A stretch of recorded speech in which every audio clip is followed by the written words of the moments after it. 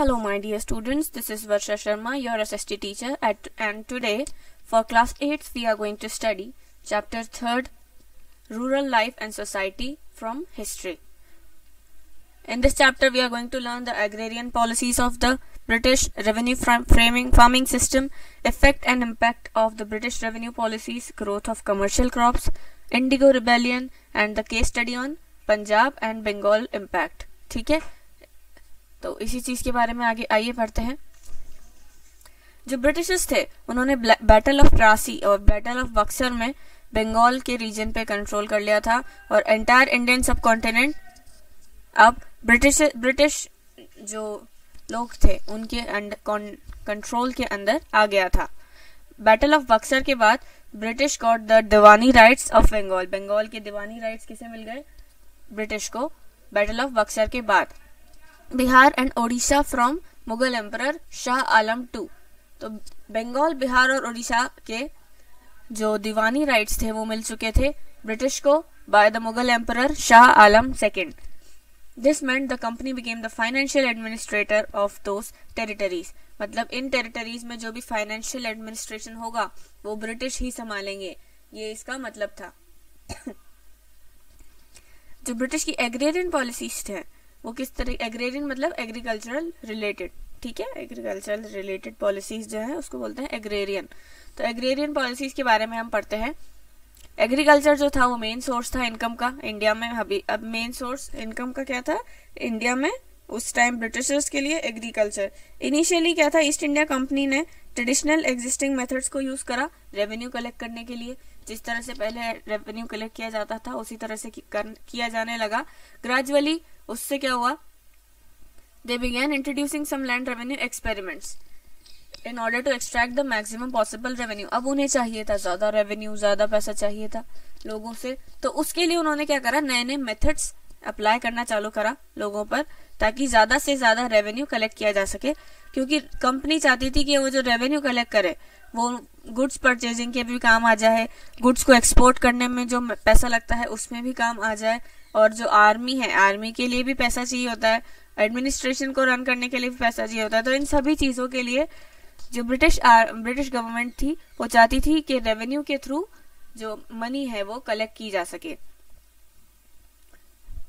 तो अर्लियर क्या होता, ईस्ट इंडिया कंपनी ने गुड्स जो खरीदे इंडिया से by importing gold and silver for Britain, goods खरीदे ब्रिटेन से गोल्ड और सिल्वर मंगवा के, ठीक है। नाउ अब वो परचेज कर सकते थे गुड्स और एक्सपोर्ट भी कर सकते थे क्योंकि वो रेवेन्यू कलेक्ट कर रहे थे बंगाल से। इसी वजह से उनको ब्रिटेन से गोल्ड या सिल्वर मंगाने की जरूरत नहीं पड़ रही थी क्योंकि उसके एक्सचेंज में ही ये परचेजिंग हो रही थी गुड्स की। बट क्योंकि अब वो रेवेन्यू कलेक्ट कर रहे थे तो उनके पास ऑलरेडी मनी अवेलेबल थी, इसी वजह से उन्हें ब्रिटेन से गोल्ड और सिल्वर मंगाने की जरूरत नहीं पड़ी। However Bengal economy began to face a deepening crisis. Bengal की इकोनॉमी में एक क्राइसिस आया। कई सारे आर्टिसंस वापस अपने गांव या विलेजेस में जाने लगे क्योंकि उनको फोर्स किया जाता था उनके गुड्स सेल करने के लिए कम प्राइसेस पे। ब्रिटिशर फोर्स करते थे कि कम प्राइस पे गुड्स सेल किए जाएं। पीजेंट्स जो थे वो प्रॉपर दे ही नहीं पा रहे थे क्योंकि इतनी एग्रीकल्चर की वजह से इतना, अगर कभी मौसम खराब हो गया या ऐसा कुछ सिचुएशन आ गई कि क्रॉप कल्टीवेशन नहीं हो पाया प्रॉपरली तो वो कैसे पे करेंगे रेवेन्यू। तो इस वजह से पीजेंट्स जो थे वो रेवेन्यू दे नहीं पा रहे थे और उनके जो पुराने ड्यूज चल रहे थे उन पे डिमांड आ रही थी, बार बार उन्हें मांगा जा रहा था। 1770 में एक बहुत बड़ा फेमाइन आया जिसकी वजह से 1/3 जो बंगाल की पॉपुलेशन थी वो मारी गई। फेमाइन मतलब नेचुरल कैलामिटी, ठीक है, बीमारी आई एक बहुत ज्यादा, महामारी जो बोलते हैं, महामारी आई और महामारी की वजह से काफी सारे लोग मारे गए। कब? 1770 में 1/3 पॉपुलेशन मारी गई बंगाल की। उसके बाद एक रेवेन्यू फार्मिंग सिस्टम स्टार्ट किया गया। वॉरेन हेस्टिंग्स जो कि गवर्नर जनरल थे बंगाल के, उन्होंने एक रेवेन्यू फार्मिंग सिस्टम स्टार्ट किया जिसका काम था auctioning of revenue collecting rights. इसमें क्या होता था कि ना जो रेवेन्यू कलेक्शन होता था उसके लिए बिडिंग होती थी, उसके लिए ऑक्शन होता था कि कौन रेवेन्यू कलेक्ट करेगा। जो सबसे ज्यादा बिडिंग करता था, मतलब ऑक्शनिंग होती है, आप सभी ऑक्शनिंग के बारे में जानते हैं। फॉर एग्जाम्पल मुझे एक पेन का ऑक्शन करना है, ये पेन काफी महंगा है, मेरे लिए बहुत इंपॉर्टेंस रखता है, या फिर ये कोई वैल्यूएबल पेन है, तो उस चीज की ऑक्शनिंग कैसे होगी? एक नॉर्मल पीपल ऑक्शनिंग नहीं कर सकते, बट अगर एक कोई वैल्यूएबल चीज होती है तो उसकी ऑक्शनिंग की जा सकती है। फॉर एग्जाम्पल कोई भी आपका फेमस एक्टर है, उनकी कोई भी जैकेट है या उनका कोई यूज्ड आउटफिट है जो उन्होंने किसी मूवी में पहना है, तो उसकी ऑक्शनिंग होती है। तो लोग बिडिंग करते हैं कि हम इतने अमाउंट को देकर ये खरीदेंगे, या फिर कोई कहता है हम इतने अमाउंट को देकर ये खरीदेंगे। तो जो सबसे ज्यादा अमाउंट बताता है उस पर बिडिंग खत्म हो जाती है और वो जो आउटफिट है वो उनको दे दिया जाता है। इसी तरह से बिडिंग की गई 5 साल के लिए, जो भी जीतता था बिडिंग उसको 5 साल के लिए रेवेन्यू कलेक्शन का जो काम था वो सौंप दिया जाता था और वो रेवेन्यू उसी के पास रहता था, उसे कहीं आगे ट्रांसफर करने की जरूरत नहीं है। बट ये सिस्टम फेल हो गया, क्योंकि जब भी बिडिंग होती थी, जो लोग बिडिंग करने आते थे उनका एक्चुअल प्रोडक्टिविटी और लैंड से कोई लिंक ही नहीं होता था। बिड्स जो होती थी वो मोस्टली इतने ज्यादा अमाउंट की हो जाती थी कि जितना प्रोड्यूस ही नहीं होता था उस लैंड पे। तो इन कुछ चीजों की वजह से ये जो सिस्टम है वो फेल्ड हो गया। फार्मर्स जो थे उन्होंने कोशिश की कि ज्यादा से ज्यादा रेवेन्यू कलेक्ट किया जा सके। जो फार्मर्स थे उनकी लैंड्स हुआ करती थी, जबकि जो खेती बाड़ी करते थे उन लैंड्स पे उन्हें कहा गया पीजेंट्स। ठीक है, तो जो खेती बाड़ी करते हैं उनको कहा गया पीजेंट्स। पीजेंट से काफी ज्यादा अमाउंट एक्सट्रैक्ट करने की कोशिश की गई। जो रेवेन्यू फार्मर्स होते हैं, जो रेवेन्यू कलेक्ट करते थे, उनको कोई इंटरेस्ट नहीं होता था कि इस लैंड की प्रोडक्टिविटी डिक्रीज हो रही है तो हमें इसको प्रोडक्टिविटी को इंक्रीज करने के लिए कुछ करना चाहिए। नहीं, ऐसा वो कुछ भी नहीं करते थे। डायरेक्टली ऑक्शन में उनको, क्योंकि वो लैंड मिली है, उसी वजह से उसकी सारी जो रेवेन्यू है वो उनके पास जाएगा। ऐसा करने की वजह से अब जब आप लैंड पर ध्यान ही नहीं दे रहे, उसकी एग्रीकल्चर प्रोडक्टिविटी को इंक्रीज नहीं कर रहे, उसके लिए कोई वर्क नहीं कर रहे, तो वो लैंड क्या होगी, खराब हो जाएगी। तो लैंड्स इसी तरह रुइन होती गई और एग्रीकल्चरल कम्युनिटी में इसी तरह से दरार पड़ गई और एग्रीकल्चर कम्युनिटी रुइन होने लगी, खराब होने लगी। ईस्ट इंडिया कंपनी ने डिसाइड किया कि उन्हें किसी और तरीके से इस चीज को सेटल करना पड़ेगा ताकि इजीली जो रेवेन्यू है वो कलेक्ट हो सके और ज्यादा अमाउंट में रेवेन्यू कलेक्ट किया जा सके और इन प्रॉब्लम्स का भी समाधान हो सके। तो रेगुलर फ्लो ऑफ इनकम आती रहे, इसके लिए ईस्ट इंडिया कंपनी ने क्या करा, उन्हें एग्रीकल्चर वापस सही करना जरूरी था ताकि रेवेन्यू आता रहे। जो लैंड्स है उनको सही करना जरूरी था, तो उन्होंने एक न्यू रेवेन्यू कलेक्शन टेक्निक्स निकाली। ये 3 मेथड्स निकाले इन्होंने जिसके बेसिस पे रेवेन्यू कलेक्शन किया गया।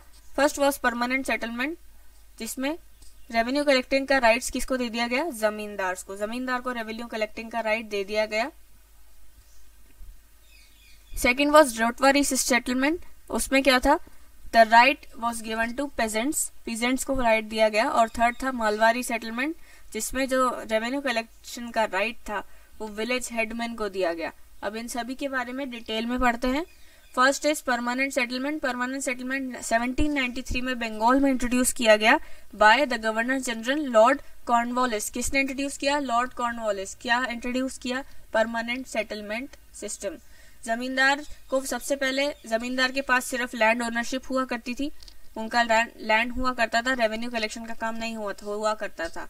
बट परमानेंट सेटलमेंट सिस्टम के बाद जो लैंड रेवेन्यू कलेक्शन का काम है वो भी किसके पास आ गया, जमींदार के पास। वो अब रेवेन्यू कलेक्ट करने लगे, मतलब the pageants became the tenants. ठीक है, टेनेंट्स मतलब किराएदार। जो पेजेंट्स थे, जो खेती बाड़ी करते थे, वो तो किराएदार हो गए जमींदार के। सभी लैंड्स पे किसका हक हो गया, जमींदार का। Zamindars were also made the hereditary owners of the land. Hereditary owners मतलब जब जो एक जमींदार का जो सन होगा वही उस लैंड का ओनर हो जाएगा। ठीक है, हेरिडिटी मतलब जनरेशन वाइज चलने वाली चीज। जो लैंड रेवेन्यू अमाउंट होता था, it was to be paid was fixed permanently. जो अमाउंट था वो परमानेंटली फिक्स कर दिया गया था कि इतना अमाउंट तो पे करना ही है, बशर्ते उसके लिए कोई फर्क नहीं पड़ता कि कितना प्रोडक्शन हुआ है। और अगर किसी फार्मर को परेशानी आ रही है, किसी पेजेंट को परेशानी आ रही है अमाउंट पे करने में क्योंकि उनके लैंड पे प्रोडक्टिविटी नहीं हुई, तो इससे भी कोई फर्क नहीं पड़ता था और बस उन्हें वो फिक्स्ड परमानेंट अमाउंट पे करना होता था। It was felt that this would ensure a regular flow of income. क्योंकि उनको रेगुलर फ्लो ऑफ इनकम चाहिए थी ईस्ट इंडिया कंपनी को, इसलिए उन्होंने इस तरह का सिस्टम इंट्रोड्यूस किया। बट उनको चाहिए था regular flow of income, reduce the ability of officials to change the amount they could collect and also encourage the zamindars to invest in improving the land. उन्होंने ये सोचा था कि जमींदार इन्वेस्ट करेंगे ताकि लैंड क्वालिटी इंप्रूव हो सके, ताकि ज्यादा रेवेन्यू कलेक्ट किया जा सके। ठीक है, since revenue demand was fixed permanently and was not to be increased, it was expected that the zamindars would benefit from the increased production of the land and the corruption of the officials would be curbed। मतलब क्या हुआ, अब क्योंकि amount fix कर दिया गया था, तो अगर कम होता था तो पेजेंट्स को नुकसान होता था, पर अगर प्रोडक्शन ज्यादा होता था तो किसको फायदा होता था? जमींदार्स को। प्रोडक्शन ज्यादा हुआ है तो जितना फिक्स्ड अमाउंट है उनको ब्रिटिश ईस्ट इंडिया कंपनी को तो सिर्फ उतना ही देना है, बाकी बचा हुआ अमाउंट किसके पास रह गया? जमींदार्स के पास। तो फायदा किसका हुआ? जमींदार्स के पास, जमींदार्स का। तो इसी वजह से करप्शन इंट्रोड्यूस हो गया था। अब जिस तरह के इफेक्ट चाहिए थे परमानेंट सेटलमेंट के, उस तरह के इफेक्ट्स नहीं आए। कई बार पेजेंट्स को हायर अमाउंट पे करना पड़ रहा था क्योंकि उनकी लैंड में फेलियर हो गई थी। अगर उनका ड्यू अमाउंट चल रहा है और वो काफी टाइम से पे नहीं कर पाए तो उनको उनकी लैंड से हटा दिया जाता था, एविक्ट कर दिया जाता था, उनकी लैंड उनसे छीन ली जाती थी। They were not exempted from paying the taxes even if their crops had failed or destroyed due to floods or droughts. Flood, drought या फिर किसी भी नेचुरल कैलामिटी की वजह से अगर उनकी क्रॉप्स नहीं उग पाई तो भी उनको टैक्सेस तो देने पड़ते ही थे, चाहे कुछ भी हो जाए आपको टैक्स देने हैं, ऐसा रूल था पीजेंट्स के लिए। अब इस वजह से क्या होता था, जब पैसे देने हैं तो जो मनी लेंडर्स होते थे उनसे पीजेंट्स मनी बोरो करते थे, तो उनके फिर डेप्ट में चले जाते थे, वो कर्जा हो जाता था उनके पास बहुत ज्यादा। अब ब्रिटिश गवर्नमेंट ने सोचा था कि जमींदार जो है वो लैंड इम्प्रूवमेंट में इन्वेस्ट करेंगे ताकि ज्यादा से ज्यादा रेवेन्यू कलेक्ट हो सके, बट जमींदार्स ने ऐसा कुछ भी नहीं किया क्योंकि फिक्स्ड लैंड रेवेन्यू था वो काफी ज्यादा हाई था। इतना हाई था कि जमींदार के पास इतना अमाउंट नहीं बचता था कि वो सभी लैंड्स का इम्प्रूवमेंट कर सके। जमींदार को भी सफर करना पड़ा। किस तरह से? अगर वो रेवेन्यू पे करने फिक्स डेट और टाइम तक रेवेन्यू पे नहीं कर पाते थे, कलेक्टेड रेवेन्यू, क्योंकि आगे से उनके पास पैसा नहीं आया तो वो कैसे आगे ट्रांसफर करेंगे। तो अगर ऐसा कोई सिचुएशन होती थी तो जमींदार को वो अपनी लैंड ऑक्शन ऑफ करनी पड़ती थी टू द कंपनी को देनी पड़ती थी। परमानेंट सेटलमेंट की वजह से बहुत ज्यादा डेवलपमेंट कुछ नहीं हुआ और अल्टीमेटली वो सक्सेसफुल नहीं रहा। Second is ryotwari settlement. Ryotwari settlement किस तरह का था? गवर्नमेंट को could not increase its income in the permanent settlement. Permanent settlement में इंक्रीज नहीं कर पा रहे थे इनकम, तो उन्होंने दूसरे ऑप्शंस ढूंढने की सोची। तो नया ऑप्शन आया रॉटवारी सेटलमेंट, क्योंकि ये सेटलमेंट का सिस्टम पहले भी ट्राई किया जा चुका था by Alexander Read. Alexander Read ने पहले इस सिस्टम को ट्राई किया था after the wars with Tipu Sultan. Tipu Sultan के बाद वॉर्स के बाद उन्होंने ट्राई किया। रॉटवारी सिस्टम अप्लाई किया गया बाय थॉमस मुनरो। किसने अप्लाई किया? Thomas Munro in the Madras presidency. Madras में ये अप्लाई किया गया। रॉटवारी सिस्टम कहाँ पर अप्लाई किया गया? मद्रास में। And subsequently introduced in the Bombay presidency. पहले मद्रास में इंट्रोड्यूस किया गया, फिर बॉम्बे में भी आ गया ये सेटलमेंट बनाया गया between rots and the east India company. Rots किसको कहा गया है? पेजेंट्स को। People who directly tilde the land, मतलब जो लैंड पे वर्क करते थे डायरेक्टली, उनको कहा गया रॉट्स। रॉट्स का दूसरा नाम क्या है? पीजेंट्स। तो ये सेटलमेंट था between peasants and East India Company. East India Company was suppose to collect revenue directly from the villages. East India Company का काम ये था इस सेटलमेंट में कि वो डायरेक्टली विलेजेस से रेवेन्यू कलेक्ट करेंगी। The fields were to be carefully assessed and surveyed and the revenue was to be fixed accordingly. Fields का असेसमेंट होता था और उस स्पेसिफिक लैंड के हिसाब से रेवेन्यू फिक्स किया जाने लगा। ऐसा माना गया था कि इंटरमीडिएटरीज के बिना जो रेवेन्यू कलेक्शन है वो इजीली कैरी आउट किया जा सकता है और हायर रेवेन्यू कलेक्ट हो पाएगा, ऐसा माना गया। क्योंकि बीच में जमींदार आ गए थे, बीच में लोग आ गए थे, इंटरमीडिएटरीज, इस वर्ड का हिंदी ट्रांसलेशन क्या है? बिचौलिए, जो बीच में वर्क करते हैं। तो उन्होंने, ब्रिटिश गवर्नमेंट ने सोचा कि जो बिचौलिए हैं इनको इंक्लूड नहीं करेंगे तो क्या होगा कि ज्यादा रेवेन्यू कलेक्ट हो पाएगा। And that the lands would also be protected from exploitation of the zamindars. जो पीजेंट्स को और लैंड्स को जमींदार एक्सप्लॉइट कर रहे थे उससे भी बचत होगी, वो भी नहीं होगा, ऐसा माना गया था। बट असलियत में हुआ क्या, जो पीजेंट्स थे वो लैंड टेनेंट्स हो गए गवर्नमेंट के। अब वो सारी जो लैंड्स थी वो गवर्नमेंट की हो गई, क्योंकि गवर्नमेंट ओनर हो गई उस चीज की। तो रोटवारी सिस्टम्स की वजह से जो रेवेन्यू कलेक्ट हुआ वो भी सफर हुआ। जो रेवेन्यू कलेक्ट हुआ raise the revenue of the government, but cultivator suffer, जो कल्टीवेशन करते थे उनको सफरिंग झेलनी पड़ी। In many years no surveys were carried out, अब कई सालों तक भी सर्वे नहीं किए जाते थे, और या फिर ओवर असेसमेंट किया जाता था जानबूझ के कि ये लैंड अच्छी है, ऐसा सर्वे कर लिया जाता था ताकि ज्यादा रेवेन्यू कलेक्ट किया जा सके। तो पीजेंट्स जो थे वो बेचारे पुअर हो गए, इम्पावरिश हो गए, मतलब काफी ज्यादा पुअर हो गए और कर्जे में डूब गए। They could not invest in their own lands, invest भी नहीं कर पा रहे थे वो उस लैंड की क्वालिटी को इम्प्रूव करने के लिए। Failure on the part of peasants to pay his dues would lead to his land being sold off by the government. अब अगर कोई पीजेंट पे नहीं कर पाता था तो उसका लैंड गवर्नमेंट सेल कर देती थी। The land market also suffered, land market भी सफर हुआ, क्योंकि जो लोग थे वो लैंड्स खरीदना ही नहीं चाहते थे, क्योंकि वो डरते थे कि अगर उन्होंने वो स्पेसिफिक कोई भी पसंद आया लैंड, अगर वो उन्होंने खरीद लिया तो उस पर रेवेन्यू इतना ज्यादा हो जाएगा ब्रिटिश गवर्नमेंट का कि वो पे ही नहीं कर पाएंगे, तो वो खरीद के भी क्या करेंगे। इसलिए लोगों ने लैंड खरीदना भी बंद कर दिया। तो इस पे भी बहुत ज्यादा इफेक्ट आया इसकी वजह से। तो नेक्स्ट जो सेटलमेंट हमने ब्रिटिशर्स ने इंट्रोड्यूस किया इट वाज मालवारी सेटलमेंट। अब महलवारी सेटलमेंट में क्या था, महल का मतलब यहाँ पर बोला गया है विलेज या फिर ग्रुप ऑफ विलेज। महल किसको बोला गया है, ग्रुप ऑफ विलेज या विलेज को। ये नॉर्थ वेस्टर्न प्रोविंसेस में इंट्रोड्यूस किया गया था सेंट्रल इंडिया के, एंड पंजाब में इंट्रोड्यूस किया गया था बाय होल्ट मैकेंजी। पंजाब में किसने इंट्रोड्यूस किया, होल्ट मैकेंजी इन 1822। ये भी इसलिए इंट्रोड्यूस किया गया था ताकि रेवेन्यू ज्यादा कलेक्ट किया जा सके और एक्सप्लॉयटेशन जो हो रहा है पीजेंट्स का वो रोका जा सके। ऐसा ब्रिटिशर्स को ऐसा लगा कि the village was an important social institution in North Indian society which was needed to be preserve. अब उन्होंने ये सोचा कि जो विलेज है वो बहुत इंपॉर्टेंट सोशल इंस्टीट्यूशन है जिसको प्रिजर्व किया जाना चाहिए। तो इस सिस्टम के अकॉर्डिंग क्या होता था, जॉइंट ओनरशिप होती थी लैंड की। It was given to the village community. The village estate और the mahal would be responsible for the payment of revenue. जो विलेज एस्टेट होता था उसकी रिस्पॉन्सिबिलिटी होती थी कि वो रेवेन्यू पे करेंगे।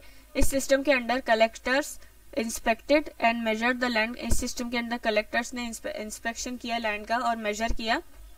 फिर रेवेन्यू एस्टिमेट किया जाता था हर प्लॉट का विलेज में, और उसको ऐड किया जाता, कैलकुलेट किया जाता था टोटल रेवेन्यू। ईच महल का कितना रेवेन्यू होगा, मतलब एक एक विलेज के लैंड्स का रेवेन्यू कलेक्ट किया जाता था। फिर पूरे महल का, महल मतलब विलेज या ग्रुप ऑफ विलेज, पूरे महल का क्या रेवेन्यू होगा ये सारा कैलकुलेट किया जाता था और पीरियोडिकली रिवाइज किया जाता था, चेक किया जाता था कि ऐसा हो रहा है या नहीं हो रहा, या किसी लैंड की क्वालिटी डिग्रेड तो नहीं होगी, ये चेकिंग होती थी। रेवेन्यू कलेक्शन का चार्ज और पे करने का चार्ज ये किसको दिया गया था, विलेज हेडमैन को। Revenue collection and paying it to the company it was given to the village headmen. Problems of over-assessment, corrupt practices and faulty surveying resulted in land remaining uncultivated or being ruined by heavy revenue demand, increasing burdens of debts etc. अब ये system भी successful नहीं रहा क्योंकि वही सारी problems आई, corrupt system, corrupt practices use करना, over assessment of land, faulty surveying. तो इसी वजह से बर्डन ज्यादा इंक्रीज हुआ लोगों पेजेंट्स के ऊपर और वो कर्जे में डूब गए। Effect and impact of British revenue policies. अब ब्रिटिश रेवेन्यू पॉलिसीज का इफेक्ट और इम्पैक्ट क्या रहा वो हम पढ़ते हैं अगले लेक्चर में। That's all for today. Thank you very much students, keep studying.